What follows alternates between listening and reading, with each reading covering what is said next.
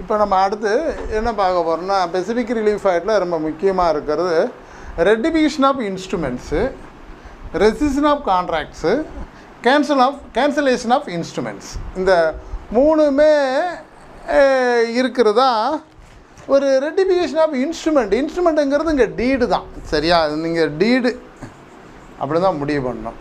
Deed R கன்வேயன்ஸு நான் already சொன்னேன்.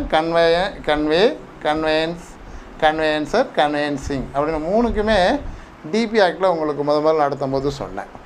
அந்த அடிப்படையில் ரெட்டிஃபிகேஷன் ஆஃப் இன்ஸ்ட்ருமெண்ட்டுங்கிறது கன்வேயன்ஸில் அந்த டீடில் திருத்தம் பண்ணுறது தான். யார் பண்ணலாம் அப்படின்னு ஏதாவது ஒரு விஷயம் அதில் மறுப்பு இருந்தால் ஒரு அமெண்ட்மெண்ட் பண்ண வேண்டியிருக்கு. என்ன பண்ண வேண்டியிருக்கு? திருத்தம் பண்ணணும். எப்படின்னா இப்போ ஒரு சர்வே நம்பர் மாதிரி 18ங்கிறதுக்கு பதிலாக 17 இல்லை